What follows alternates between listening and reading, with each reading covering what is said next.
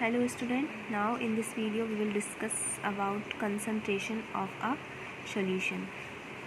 In previous video we will discuss about solution. What is solution? Solution is a homogeneous mixture of two or more substances. For example, alloys and soda water and laminoid. These are the example of solutions. Now in activity 2.2 we observe that group A and B obtain different shades of solution. So we understand that in a solution the relative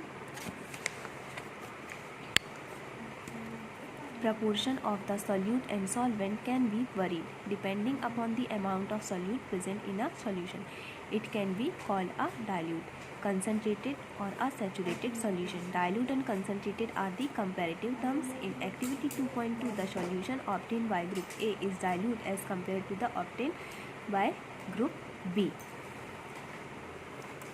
So is the amount of salt and sugar or barium chloride then can be dissolved in water at a given temperature the same. यहाँ पे एक activity दी है 2.3. इस activity में क्या दिया है? Take approximately 50 ml of water each in two separate beakers. Add salt in one beaker and sugar or barium chloride in a second beaker with continuous stirring. When no more solute can be dissolved, heat the content of the beaker to raise the temperature by about 5 degrees Celsius. Start adding the solute again. यहाँ पे क्या है, 50 ml beaker में to हमने different beaker लेकर उसमें एक में वाटर लिया और उसमें सॉल्ट एंड शुगर और बेरियम क्लोराइड जो है उनको डिज़ोल्व करना है अलग अलग दोनों बीकर्स में. और इसके बाद हमें इसमें क्या करना है, when no more solute can be dissolve heat और क्वांटिटी. वो एक टाइम पे एक क्वांटिटी जो है उस क्वांटिटी फिक्स क्वांटिटी तक वो उसमें सॉल्युबल में वाटर में सॉल्युबल होंगी और उसके बाद वो डिज़ोल्व नहीं हो पाएगा और उसको टेम्परेचर को हीट करने पे उसकी कुछ और अमाउंट जो है वो डिज़ोल्व हो सकती है, बट टेम्परेचर जो है गिवन टेम्परेचर पे वो डिज़ोल्व नहीं हो सकती. At any particular temperature, a solution that has dissolved as much solute as it is capable of dissolving is said to be saturated solution. In other words, when no more solute can be dissolved in a solution at a given temperature, it is called a saturated solution. कुछ solution होते हैं जो कि given temperature पे एक given temperature पे वो water में डिज़ोल्व हो सकते हैं. उनको हम तब तक डिज़ोल्व कर सकते हैं जब तक उनकी वाटर में डिज़ोल्व होने की वो कैपेबल हैं. उसके बाद वो उसमें डिज़ोल्व नहीं हो सकते. सो इस टाइप के जो सॉल्यूशन है वो सैचुरेटेड सॉल्यूशन कहलाते हैं. The amount of solute present in the saturated solution at this temperature is called its solubility.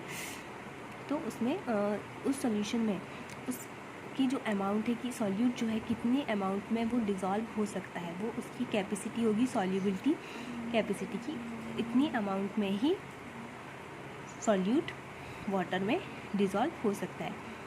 If the amount of solute contains in a solution is less than the saturation level is called a unsaturated solution. और जब saturation level से कम solute को water में dissolve करेंगे तो वो जो solution हमें मिलेगा उस टाइप के सॉल्यूशन को हम क्या कहेंगे, unsaturated solution.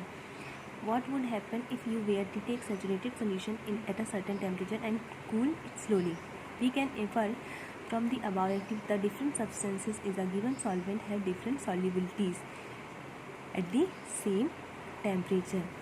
The concentration of a solution is the amount of solute present in a given amount of solution. There are various ways of expressing the concentration of a solution, but here we will learn only 3 methods. First, mass by mass percentage of a solution.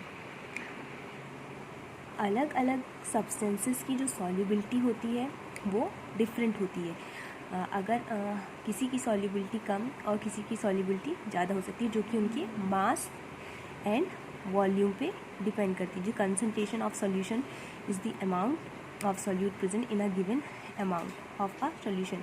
जो concentration है किसी भी substance की या solution की, तो उसमें solute और सॉल्वेंट के मास एंड वॉल्यूम पे डिपेंड करती है उसकी सॉल्युबिलिटी। सो हम किसी भी सब्सटेंस की का परसेंटेज जो है, मास परसेंटेज ऑफ सॉल्यूशन, वो हम कैसे डिटेक्ट करेंगे। First method, mass by mass percentage of a solution. अगर हमें सॉल्यूट एंड सॉल्यूशन का मास दिया हुआ है तो हम सॉल्यूशन का परसेंटेज फाइंड कर सकते हैं। इक्वेशन क्या होगी, मास of solute divided by mass of solution into 100. The second method is mass by volume percentage of a solution.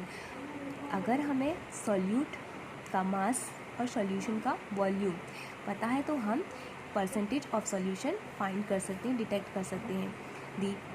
जो हम इसके लिए फॉर्मूला यूज़ होगा, mass of solute upon volume of solution into 100। And the third method, volume by volume percentage of a solution. यदि हमें solute और solution दोनों का वॉल्यूम पता है तो भी हम परसेंटेज ऑफ सॉल्यूशन डिटेक्ट कर सकते हैं। इसके लिए इक्वेशन क्या यूज़ होगा, volume of solute upon volume of solution into 100। इसके लिए हम एक एग्जांपल समझते हैं। Example 2.1, a solution contain 40 gram of common salt in 320 gram of water. 320 gram of water, calculate the concentration it's terms by mass percentage of a solution. यहाँ हमें इसमें solute जो है, solute is the a solution contain 40 gram of common salt and 320 gram of water. Here the amount of 320 gram water is high, मतलब maximum जो percentage है यहाँ पे या अमाउंट जो है वो वाटर की है। So this is the solvent and this is the, इस जो कॉमन सॉल्ट है उसका अमाउंट कम है, so this is the solute.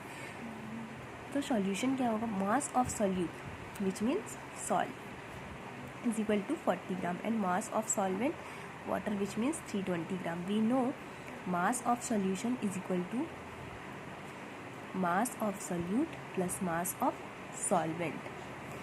सो हमें मास ऑफ सॉल्यूशन की जो हम कैसे फाइंड करेंगे, कैसे डिटेक्ट करेंगे, mass of solute and mass of solvent दोनों को हम प्लस कर देंगे। So 40 plus 320 gram is equal to 360 gram. So next हम mass percentage of solution find करेंगे। इसके लिए हमें यहाँ पे हमें जो सॉल्यूट और सॉल्यूशन दोनों की का मास पता है, तो हम यहाँ पे मास of solute upon mass of solution into 100। So 40 upon 360 into 100 equal to 11.1%. So the percentage of the solution is 11.1%.